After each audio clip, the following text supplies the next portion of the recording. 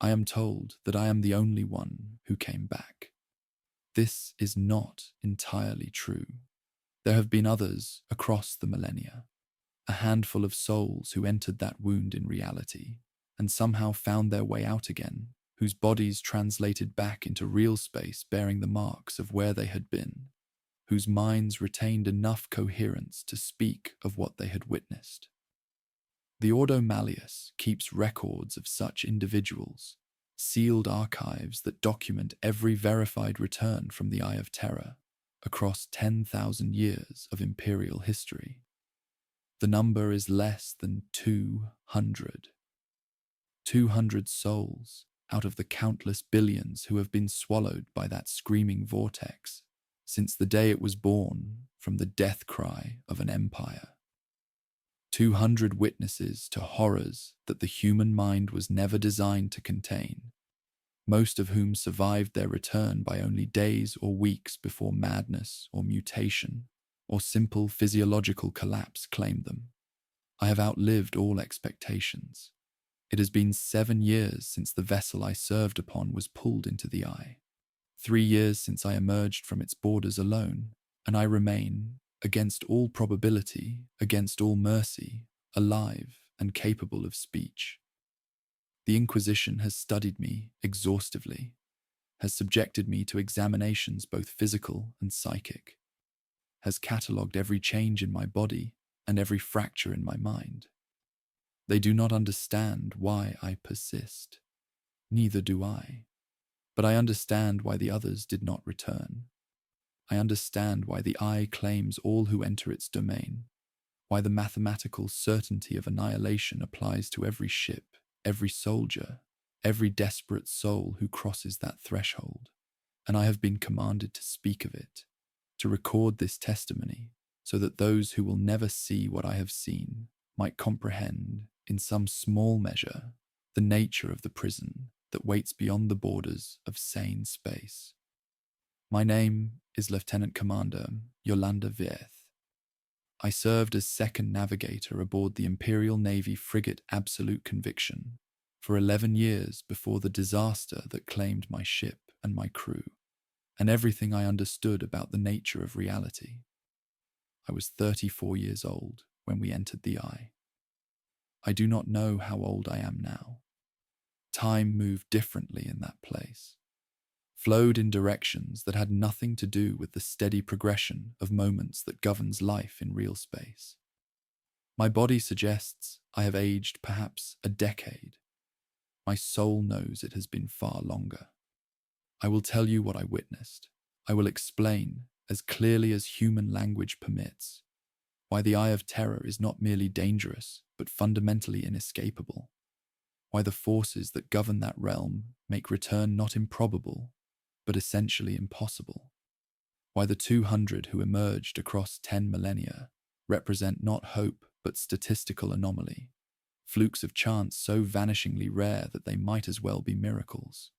And I will tell you what happened to the others, to Captain Heron and the crew of the Absolute Conviction, to the 4,000 souls who entered the Eye alongside me and did not emerge, to the men and women I served with and loved and watched dissolve into the hungry dark one by one, until I alone remained. I owe them that much. I owe them a witness to their ending, even if that witness can offer no comfort, no meaning, no assurance that their deaths served any purpose beyond feeding the entities that rule that cursed domain. The Eye of Terror is not a place. This is the first thing you must understand, the foundation upon which all other understanding rests. It appears on our charts as a location, a region of space centered on the world that was once called Cadia, a maelstrom of warp energy that can be measured and mapped and avoided by navigators who know the danger it represents. But this cartographic convenience is a lie, a simplification that our minds require in order to process something that exists beyond the categories of location and distance. The Eye is a wound. It is a hole in the fabric of reality itself, a place where the barrier between the material universe and the immaterium has been torn away entirely. where the laws that govern existence in real space simply cease to apply. It is not that physics works differently within the eye.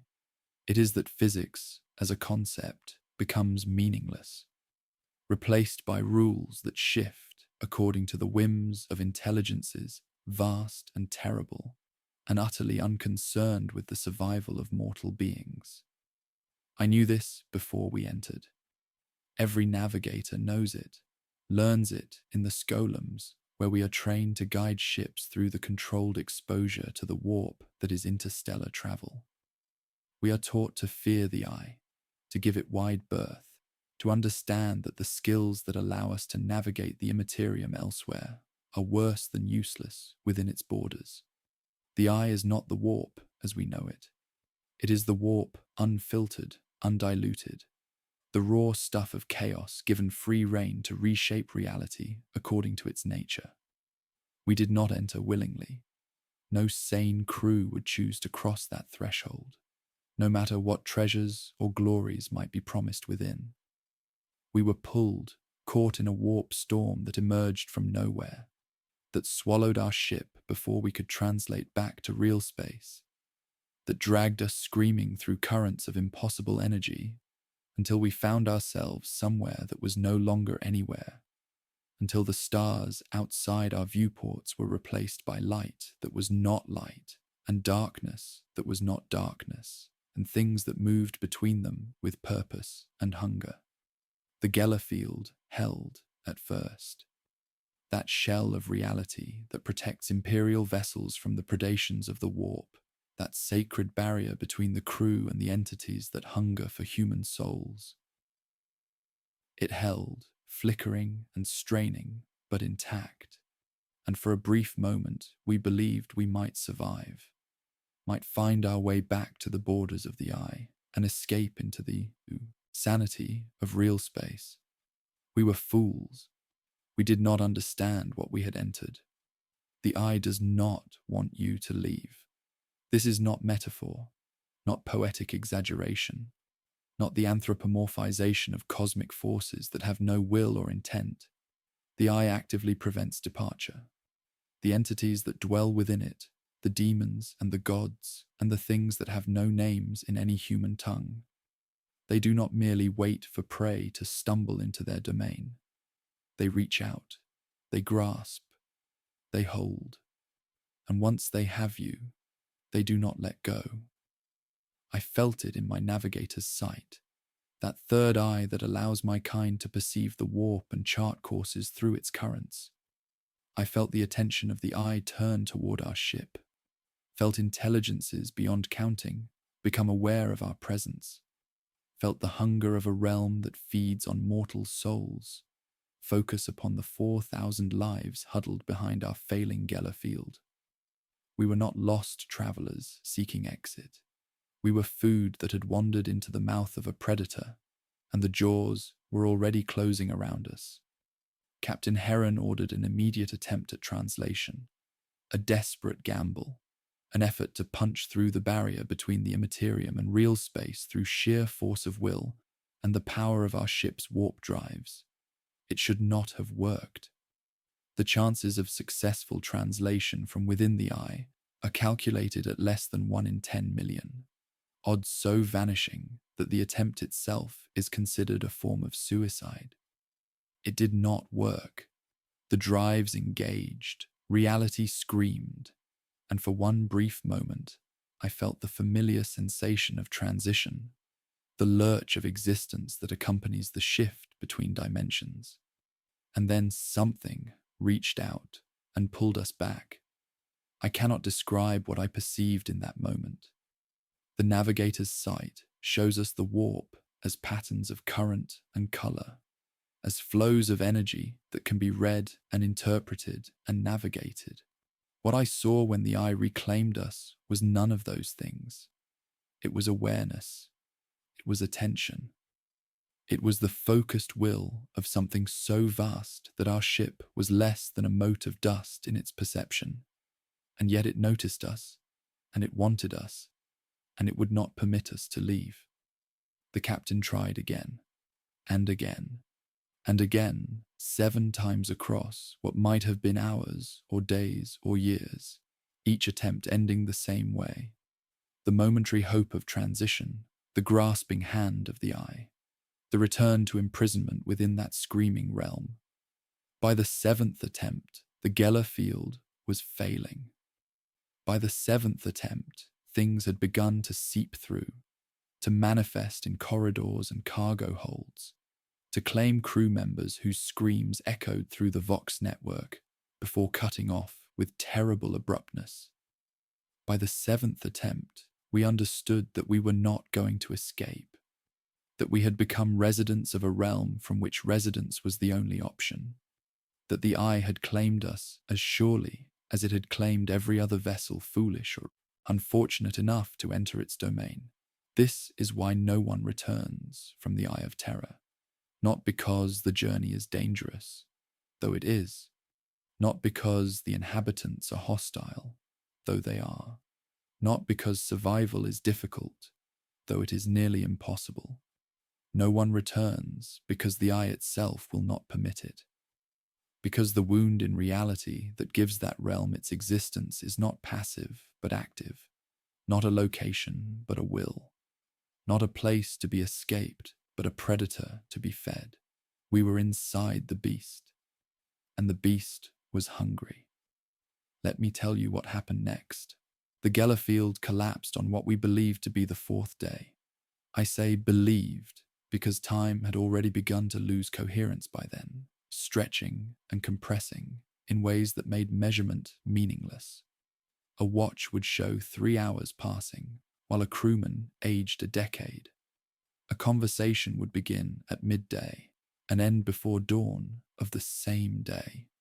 Sleep became impossible, not because we were not exhausted, but because the act of closing one's eyes and opening them again might span minutes or months, and we could not bear the uncertainty of what might change while we were not watching. The field did not fail all at once. It flickered first, brief moments of exposure that allowed glimpses of what lay beyond our hull. Not the familiar chaos of the warp as I had perceived it during 100 routine translations, but something else entirely. Something that my navigator's sight could not process, that registered as pain rather than perception, as violation rather than vision. Each flicker lasted only seconds, but in those seconds things came through. Small things at first. Whispers that had no source. Shadows that moved against the light. The smell of blood in corridors where no blood had been spilled. And then the flickers grew longer, and the things that came through grew larger. I will not describe the demons in detail. Such descriptions serve no purpose except to plant seeds in the minds of those who hear them, and enough seeds have been planted already. I will say only that they were hungry, that they were patient, that they treated our crew not as enemies to be destroyed, but as resources to be consumed, and that the consumption was not always physical, not always fatal, not always something that ended when the screaming stopped. Captain Heron organized a defense, armsmen with blessed weapons, sanctified rounds, prayers that had protected imperial ships for 10,000 years. These things helped for a time. The smaller entities could be driven back, could be destroyed through sufficient application of faith and firepower, could be held at bay while the engineers worked desperately to restore the Geller field to function. But the Geller field could not be restored. I understood this before the engineers admitted it, perceived it through my navigator's sight, with a clarity that offered no comfort. The field had not merely failed, it had been consumed, devoured by the Eye itself, its sacred mechanisms corrupted into something that no longer served as barrier but as beacon, drawing rather than repelling the entities that hungered for what we carried. We were naked now, exposed. 4,000 souls wrapped in nothing but hull metal and prayers, drifting through a realm where prayers were answered by things that wore the faces of gods, but served only hunger. The ship began to change. This is something the Ordo Malleus asked me about extensively during my debriefing. The physical transformation of the absolute conviction as it absorbed the influence of the eye. They have theories about such phenomena, models that attempt to explain how material reality responds to prolonged exposure to the undiluted warp. I listened to their theories. I did not tell them how inadequate they were. The ship did not mutate. It did not decay. It became other, became a thing that had never been designed, never been built, never existed in any form that imperial shipwrights would recognize. Corridors that had run straight for the length of my service twisted into configurations that looped back upon themselves, that led to destinations that did not exist on any deck plan, that opened onto spaces too large to fit within the hull that contained them. Walls developed textures that suggested organic growth, metal taking on the appearance of flesh, without ever quite becoming flesh, remaining eternally in a state of transition that was somehow worse than completion would have been. The crew began to change as well, not all at once, and not in the same ways. The eye is not uniform in its attentions. It is ruled by 4 great powers and countless lesser ones, each with its own preferences, its own aesthetics, its own visions for what mortal flesh should become. I watched men whose anger had always been their defining trait develop growths and ridges that spoke of the blood god's attention. I watched women whose lives had been marked by sorrow and acceptance succumb to plagues that bloomed from within, that transformed them into gardens of decay, while they still lived and breathed and wept. I watched the ambitious develop mutations that defied all logic, that changed from moment to moment, that marked them as playthings of the changer of ways. And I watched those who had always sought pleasure, always craved sensation, always defined themselves by their appetites, become things of terrible beauty that I cannot describe without feeling the attention of the power that made them.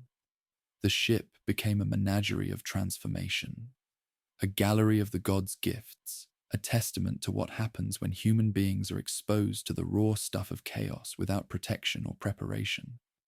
And I watched it all through eyes that saw more than any mortal should, that could not look away, that were cursed by my navigator's heritage to perceive every horror in full detail, while others at least had the mercy of partial blindness. Captain Heron lasted longer than most. He was a man of iron faith, of absolute conviction. The ship had been named for his character, for the unshakable certainty that had defined his 40 years of service to the Imperial Navy. He organized what resistance was possible, led hunting parties through the transformed corridors, to purge the most dangerous of the changed, maintained discipline, through force of will alone, when all the structures of command had dissolved into chaos. But even iron can be corroded. Even conviction can be worn away. I was present when he fell, not to mutation, not to demon possession, not to any of the dramatic fates that claimed so many others. He simply stopped. In the middle of issuing orders, in the midst of a strategy session with his remaining officers, he paused, and his eyes went distant. And when they focused again, they held nothing. No conviction, no faith, no will to continue. Only the absolute exhaustion of a man who had finally understood that there was no path forward, no victory to be won, no point in fighting against a fate that had already been sealed. He walked to the nearest airlock. He opened it manually, overriding the safety protocols with command codes that only he possessed.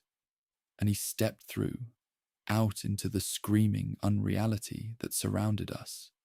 And I watched through a viewport as the eye claimed him, not destroying him, not consuming him, but receiving him, welcoming him into itself as one might welcome a tired child coming home. I do not know if what happened to him was death. I do not know if death, as we understand it, is possible within the Eye of Terror. I know only that Captain Heron ceased to exist as a separate entity, ceased to struggle, ceased to be the man who had led us into this hell and might have led us out if escape had ever been possible. After his loss, what remained of the crew fragmented. Some followed his example, seeking oblivion through airlocks or plasma conduits, or the weapons they turned upon themselves. Some surrendered to the changes that had been pressing at the edges of their flesh, accepting mutation as the price of continued existence, becoming things that I could no longer recognize as the men and women I had served with. Some barricaded themselves in sections of the ship that had not yet been entirely transformed, huddling together in prayer groups that grew increasingly desperate, increasingly fervent, increasingly willing to consider acts that would have been unthinkable when we still believed in rescue. And some, a small number, perhaps 200 out of the 4,000 who had entered, simply endured. Not fighting, not surrendering, not transforming, just continuing to exist from moment to moment, eating what could be found, sleeping when exhaustion overcame terror, speaking to each other in voices that grew quieter and less frequent as the days or weeks or years passed. I was among this last group, not by choice, not by virtue, but simply because my navigator's training had equipped me to withstand exposure to the warp that would have destroyed lesser minds. I had been bred for this, in a sense. My ancestors had been modified across centuries to produce beings capable of perceiving the immaterium without being consumed by it. That resistance extended, it seemed, to the eye itself, allowing me to witness its horrors without becoming one of them. This was not mercy. Mercy would have been transformation, would have been the dissolution of self that spared so many of my crewmates from the full weight of understanding what had happened to us. Mercy would have been the madness that claimed the weak, the surrender that claimed the strong, the oblivion that claimed those who could not bear to continue.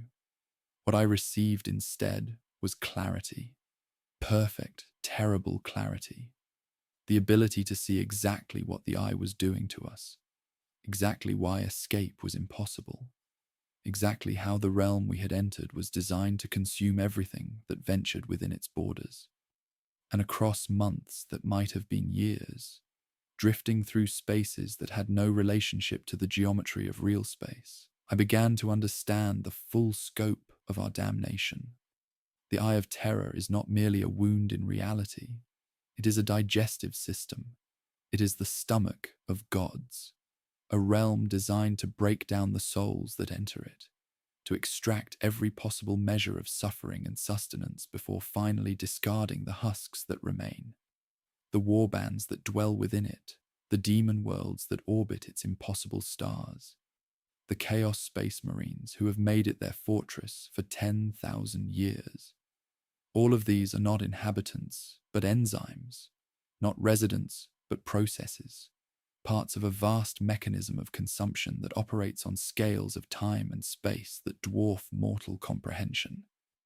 We had been swallowed, we were being digested, and the digestion would continue until there was nothing left to consume. The absolute conviction drifted for what my fractured sense of time suggested was 2 years, though the ship's chronometers, those that still functioned, showed readings that ranged from 3 days to 7 centuries, depending on which deck you consulted.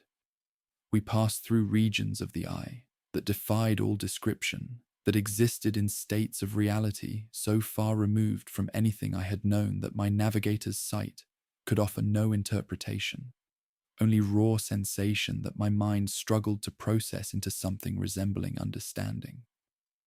We drifted past demon worlds where civilizations of the damned had built empires that rose and fell in the space of hours, where wars were fought over resources that did not exist, where the very concept of victory had been corrupted into something that meant defeat by any sane measure. We passed through nebulae of solidified screaming, clouds of condensed agony harvested from 10,000 years of suffering, stored and fermented, and aged like wine for the pleasure of entities that drank only pain. And we encountered others. The eye is not empty. I knew this before we entered. The intelligence briefings, the legends, the warnings that every navigator receives about the inhabitants of that cursed realm.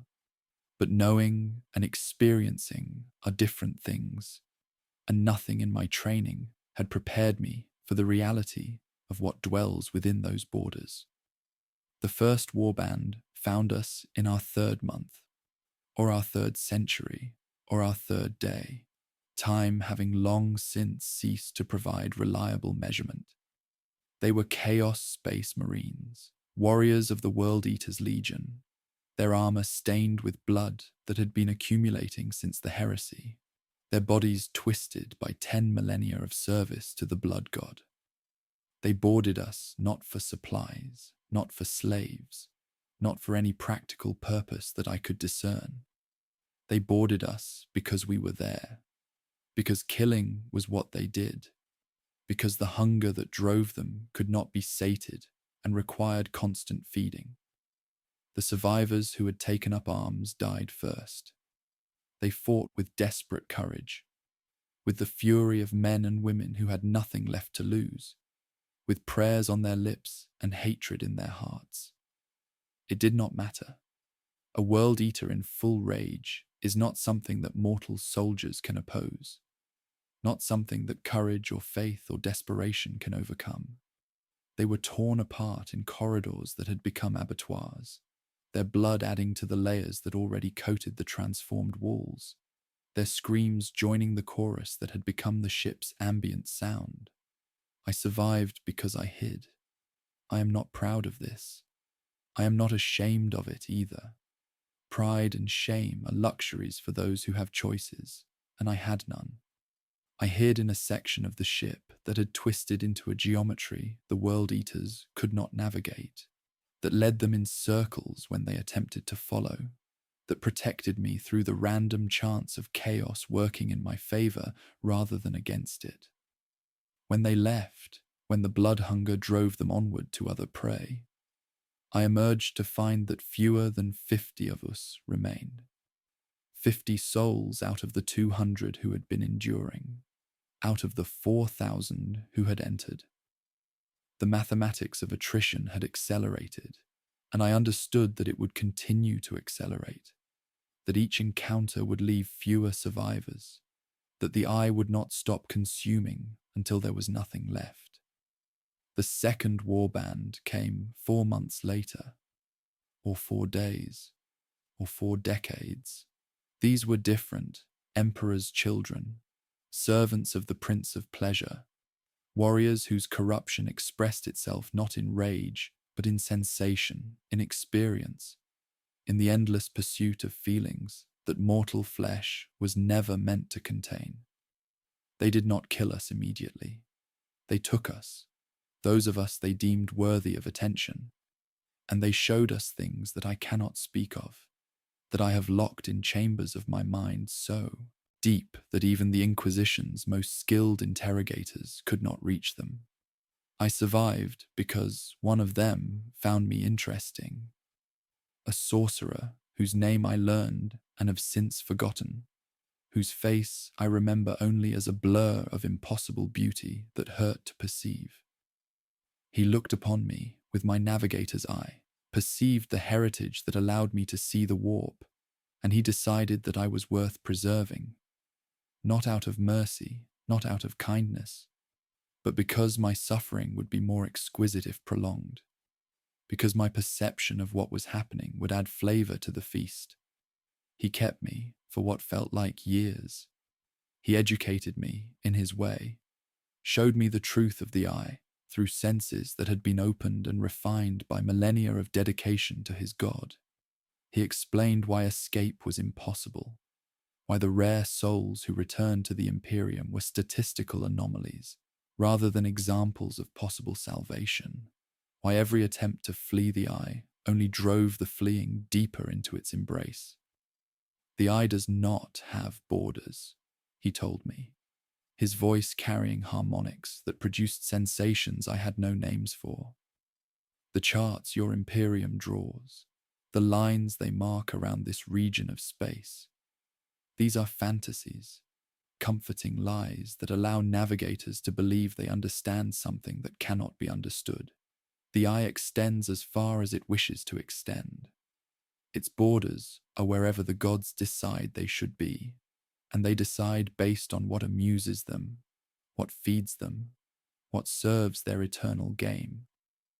He showed me through his sorcery what he meant, showed me ships that had been fleeing the eye for centuries, whose crews had died and been replaced by their descendants, whose hulls had become ecosystems of corruption, that believed they were making progress toward the borders, when in truth they were traveling in circles so vast that they could not be perceived, that the realm they sought to escape was expanding ahead of them faster than they could travel, that the exit they pursued was always exactly as far away as it had been when they started. Some do escape, he admitted, and there was something like disappointment in his voice. The gods are capricious. Sometimes they grow bored with a particular toy. Sometimes they are distracted by greater amusements. Sometimes the random currents of the warp carry a vessel through barriers that should have held forever. This is why your Imperium has records of returns. Not because return is possible through effort or faith or skill, but because chaos, by its nature, includes exceptions to every rule, even its own. He smiled, and his smile contained colors that human eyes should not perceive. You will not be one of those exceptions. You are mine now, and I do not grow bored, and I am never distracted. You will remain in the eye until the eye has extracted everything you have to offer, and then you will become part of it, as all things eventually become part of it, as the Imperium itself will one day become part of it when the final walls fall and reality itself is consumed. I believed him. In that moment, in that place, with his power pressing against my mind and his truth resonating through every fiber of my being, I believed him absolutely. Escape was impossible. Return was fantasy. I would die in the eye, not the clean death of violence, but the slow death of dissolution, the gradual absorption of everything I was into the vast hunger that surrounded me. And yet I did not die, and yet I did not dissolve. The sorcerer was killed by rivals from his own warband, his death the result of politics I did not understand, of schemes within schemes that had been building for millennia. In the chaos that followed, a civil war within the Emperor's children that lasted what might have been weeks or years, I escaped, not through courage, not through cunning, but through the simple fact that no one was watching me, that I had become insignificant in the face of greater conflicts, that I was able to slip away into the transformed corridors of my former ship and hide once again in geometries that offered protection through incomprehension. I found others, a handful of survivors from the Absolute Conviction, plus refugees from other ships that had been absorbed into the eye across years or centuries, men and women who had formed a small community in the bowels of vessels that had fused together into a single mass of corrupted metal and warped flesh. They lived like vermin, scavenging what they could, hiding from the greater powers that moved through the eye, surviving through insignificance rather than strength. I joined them. I lived among them. I learned from them the tricks of survival that had kept them alive when so many others had perished. The places to hide when warbands passed, the signs that indicated approaching danger, the rituals of abasement that could sometimes appease lesser demons, the bitter truth that survival in the eye was measured not in years but in moments, each moment a victory against odds that could not be calculated. And I watched them die, one by one, claimed by the countless dangers that filled that realm. Violence took some, mutation took others. Despair claimed many, the simple inability to continue in a place where hope was not merely absent, but actively consumed, where the act of hoping itself drew the attention of entities that fed on such emotions. The community dwindled. 20 became 15, 15 became 10, 10 became 5, and then 3, and then 2.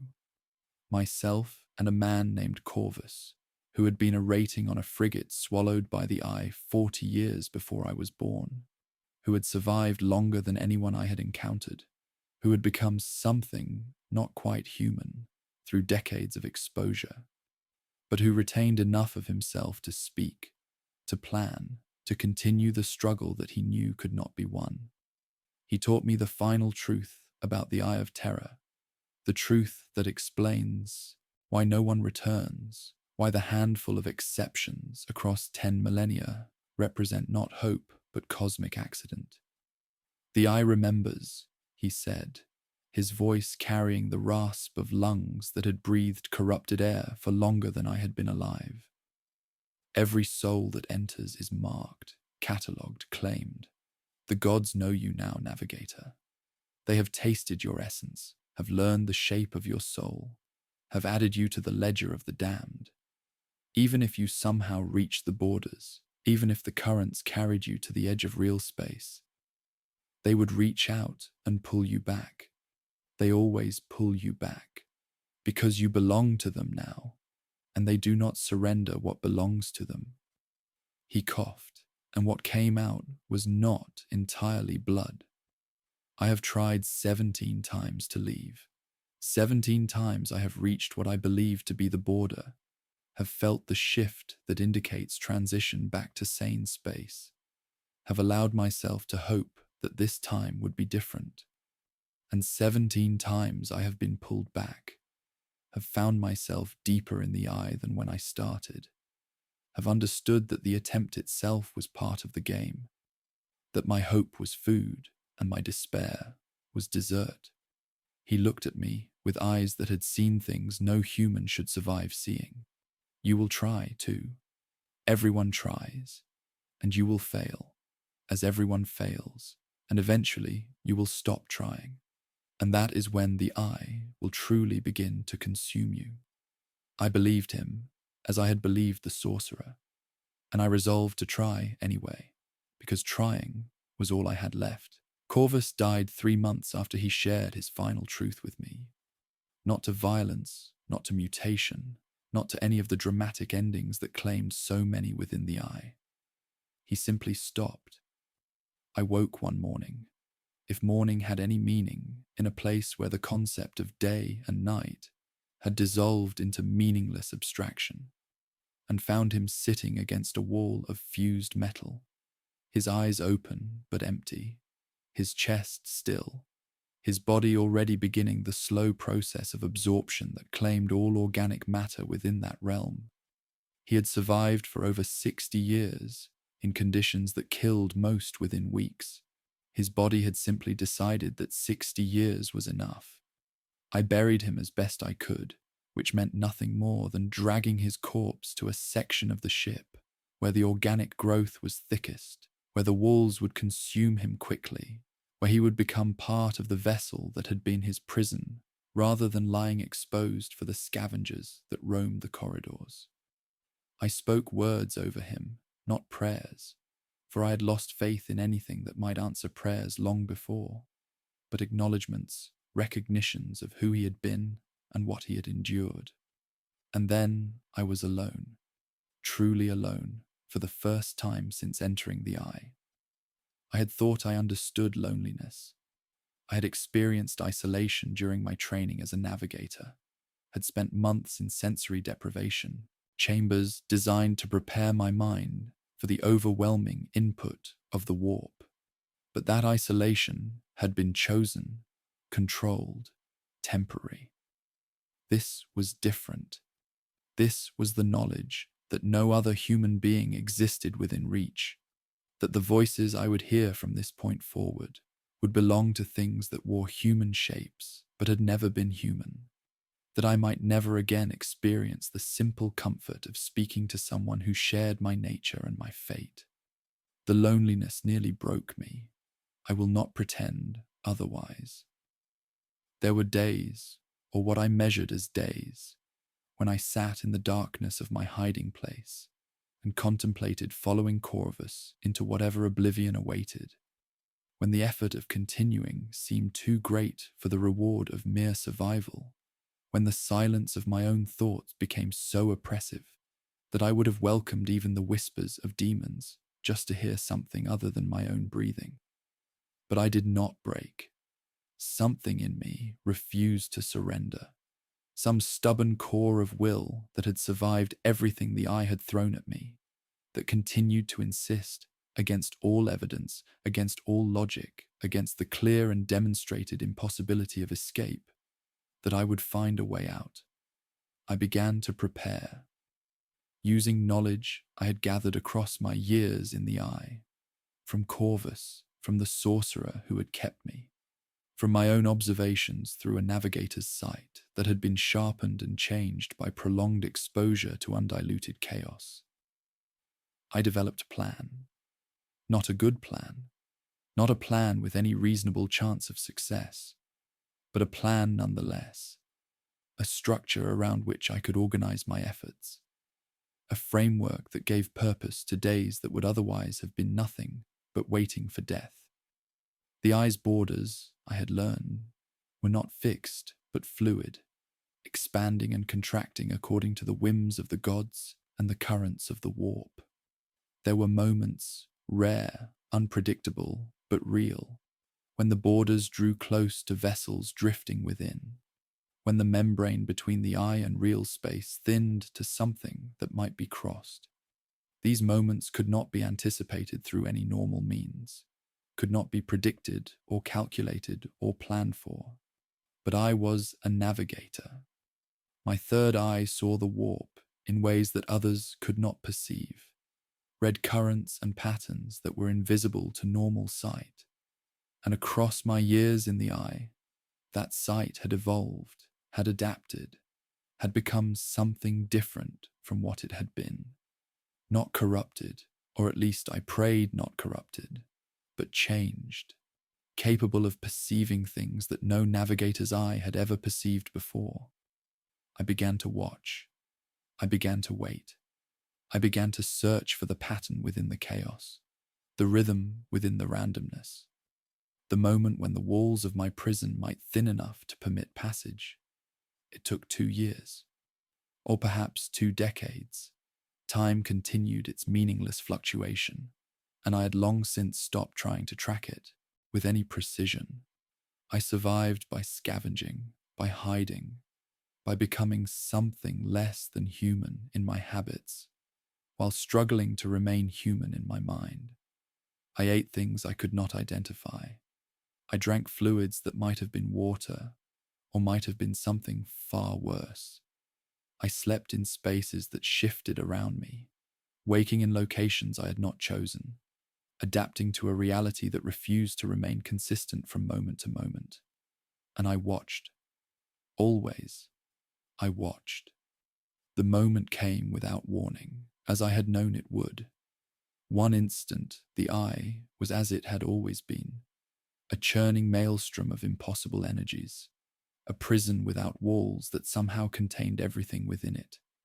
The next instant, I felt it, a thinning, a weakening, a gap in the attention of the powers that maintained this realm.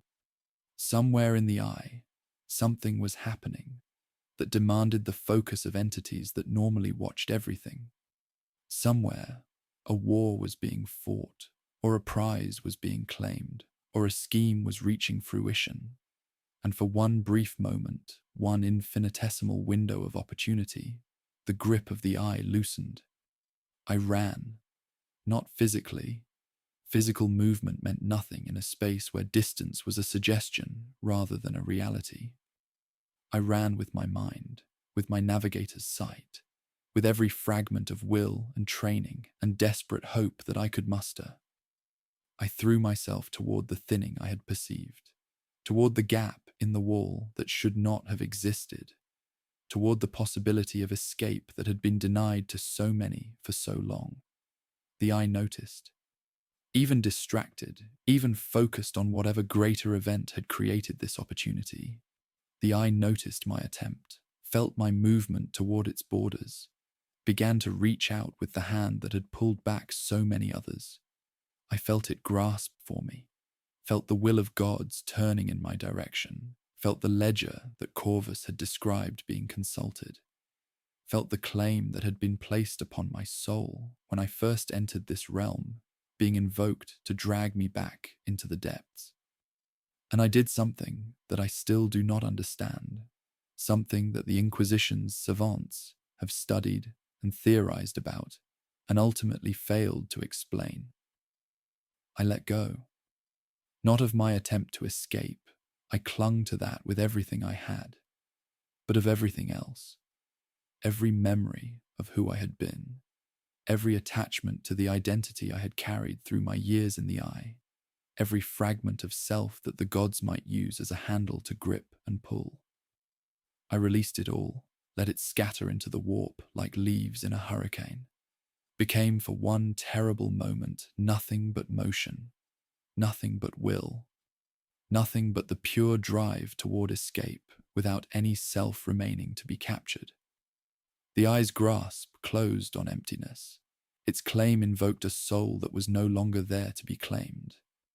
And I, or whatever remained of me, slipped through the gap, passed through the thinning membrane, tumbled out of that screaming realm and into the cold, silent, blessed darkness of real space. I do not remember what followed immediately. The Inquisition tells me I was found by a patrol vessel 3 days after my emergence, drifting in a life pod that had somehow detached from the fused mass of ships I had been living within, broadcasting no signal, showing no life signs, presumed to be debris from some ancient battle, until a savant noticed anomalies in the pod's construction that suggested recent habitation. They tell me I did not speak for 6 months after my recovery.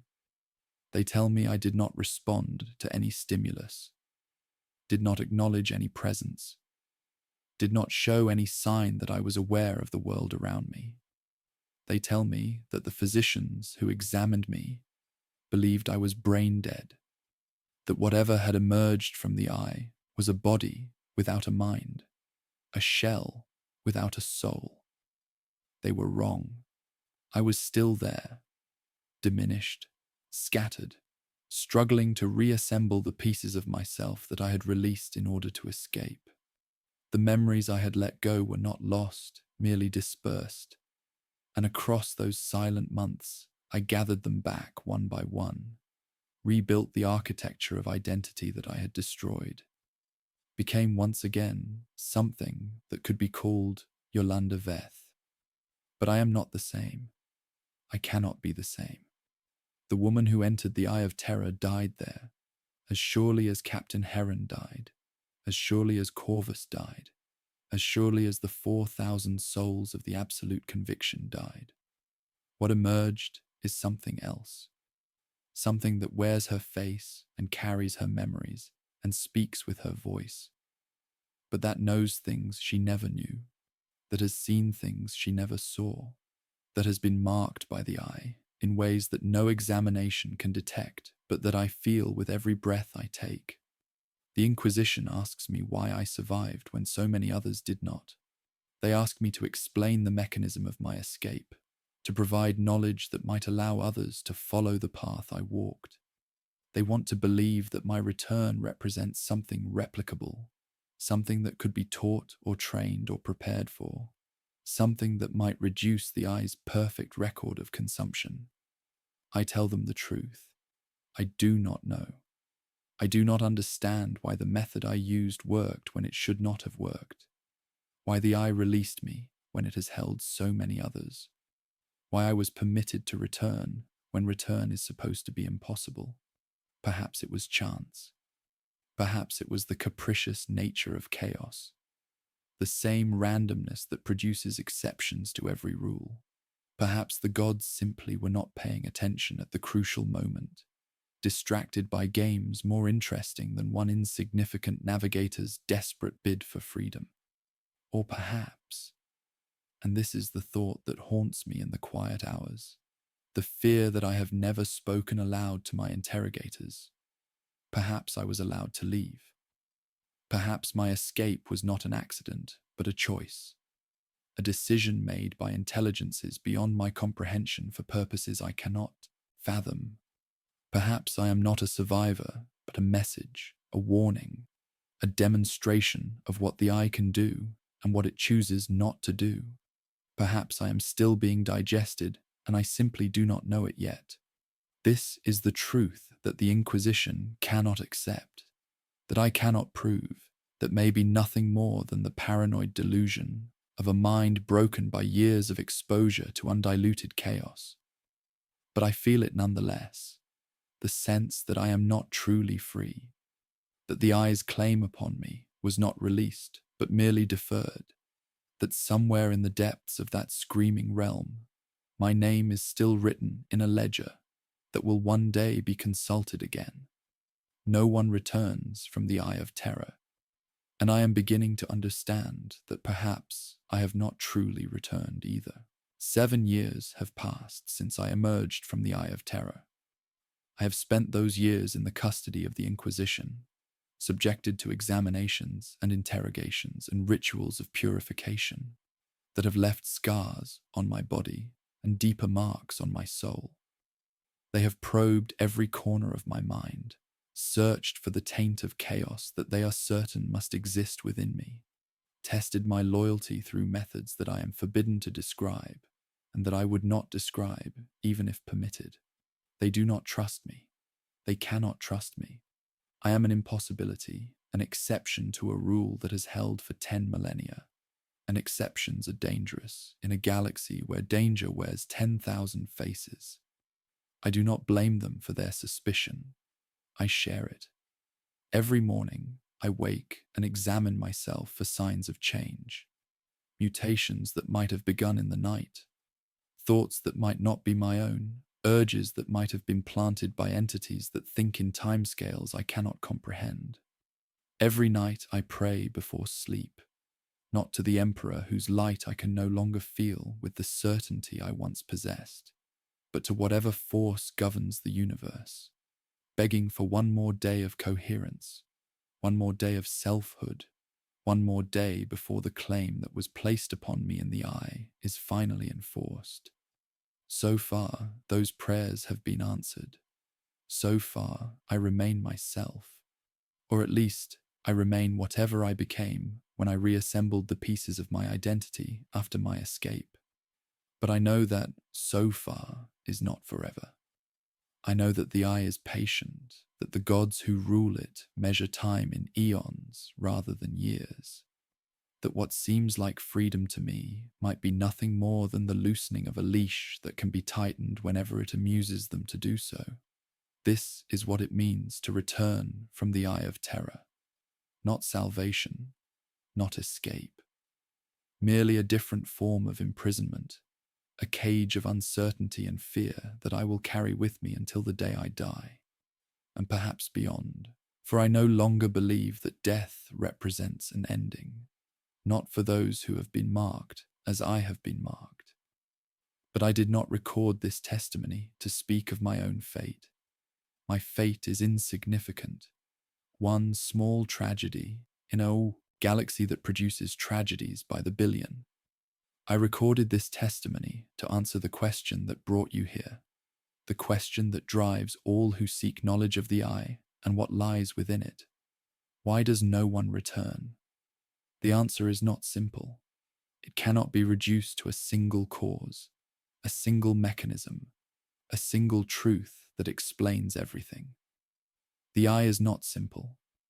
It is the most complex phenomenon in a galaxy defined by complexity, a wound in reality that has been bleeding for 10,000 years, a realm where the impossible is mundane and the mundane is impossible. But I can offer what understanding I have gained, purchased at a price that cannot be measured in any currency that matters. No one returns because the eye is not a place. It is a predator. It does not passively contain those who enter. It actively consumes them, breaks them down, extracts every measure of suffering and sustenance that their souls can provide. The demons, the warbands, the demon worlds, and impossible geographies. All of these are organs of digestion, processes of consumption, parts of a vast organism that exists only to feed. Those who enter the eye are not travelers or prisoners. They are food. No one returns because the eye remembers. Every soul that crosses its threshold is marked, catalogued, claimed. The gods know you once you have entered their domain, have tasted your essence, have added you to ledgers that will never be erased.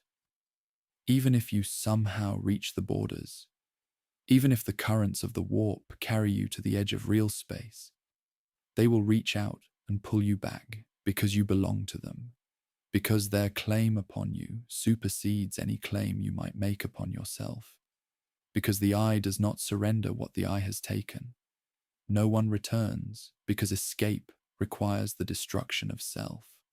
I survived, if survival is the right word, only by releasing everything that made me who I was, by scattering my identity into the warp so completely that the eye's grasp closed on nothing. This is not a method that can be taught or replicated. It is not a technique that can be prepared for. It is an act of annihilation so total that what emerges on the other side is not the person who entered, but something else, something reassembled from fragments, something that wears a familiar face but has been fundamentally transformed by the process of its own dissolution. And no one returns because return may be illusion. I do not know if I truly escaped. I do not know if my presence here, in real space, speaking these words, represents genuine freedom or merely a longer leash. The gods are capricious. They play games across timescales that dwarf human comprehension. Perhaps I am exactly where they want me to be, doing exactly what they want me to do, serving purposes that I cannot perceive and would not understand, even if they were explained to me. This is the truth of the Eye of Terror. This is the reality that the Imperium's charts and warnings and legends cannot convey. It is not a region of space to be avoided. It is not a danger to be respected. It is a mouth vast beyond measure, patient beyond comprehension, hungry beyond satisfaction. It has been feeding for 10,000 years, and it will continue to feed until the stars themselves grow cold, until the last sentient soul in the galaxy has been consumed, until there is nothing left but the gods and their eternal, empty hunger. I have seen it. I have been inside it. I carry it with me still, a weight in my chest that never lightens, a shadow in my sight that never fades, a whisper in my mind that never quite falls silent. The Inquisition asks me what can be done. They ask if my experience offers any hope, any strategy, any path that might allow the Imperium to reclaim what has been lost, to push back the borders of that screaming realm, to rescue the countless souls who remain trapped within its embrace. I tell them no. I tell them that the Eye cannot be fought, cannot be defeated, cannot be reduced or contained or destroyed by any force that humanity possesses or will ever possess. I tell them that the best we can do, the only thing we can do, is hold the line, maintain the defenses that keep the Eye from expanding further, sacrifice generation after generation to ensure that the mouth does not swallow everything. They do not like this answer. They want hope. They want solutions. They want to believe that the Imperium's 10,000-year struggle against chaos has meaning beyond mere delay, that victory is possible if only the right weapons are found, the right strategies employed, the right prayers spoken. I cannot give them what they want. I can only give them what I have. The truth, as I understand it, purchased through suffering, that I would not wish upon my worst enemy. The Eye of Terror is forever. It will endure as long as the warp endures, as long as sentient beings exist to feed it, as long as the gods remain hungry, which is to say, eternally. It is the price the galaxy pays for consciousness, the tax levied on every soul that has ever felt emotion, or harbored ambition, or dreamed of something beyond the moment. It is inevitable. It is inescapable. It is the fate that awaits all things, sooner or later, when the walls finally fall and reality itself is consumed.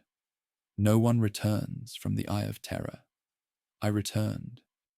I stand before you as proof that exceptions exist, that the impossible sometimes happens, that even the most absolute rules of a chaotic universe sometimes bend in unexpected ways. But I am not hope. I am not precedent. I am not evidence that others can follow the path I walked. I am a warning. I am a testament to what waits within that wound in reality, to the horrors I witnessed and the horrors I became, to the price that must be paid for even the illusion of escape. I am the voice of 4,000 souls who did not return, of the countless billions across 10 millennia who entered the Eye and were never seen again, of all those who will enter in the years and centuries to come and will meet the same fate. Remember them. Remember what I have told you. Remember that the Eye is watching, always watching, and that its hunger is never satisfied. And if you ever find yourself drifting toward that screaming vortex, if you ever see the impossible stars that burn in that wounded sky, if you ever feel the attention of gods turning in your direction, do not hope for escape. Do not pray for rescue. Do not believe that you will be the exception, that your faith or your will or your luck will carry you through when so many others have failed. Simply endure for as long as you can, and know that your suffering feeds something vast and eternal, something that has been waiting since before your species was born, and will continue waiting long after your species is forgotten. This is the truth of the Eye of Terror. This is why no one returns. And this is all I have left to give. This testimony, this warning, this record of horrors that I carry so that others might understand, even if understanding changes nothing, even if knowledge offers no protection, even if the Eye continues to feed, regardless of what we know or do or believe. I am Lieutenant Commander Yolanda Veth. I entered the Eye of Terror. I emerged from its borders, but I do not know if I truly returned, and I never will.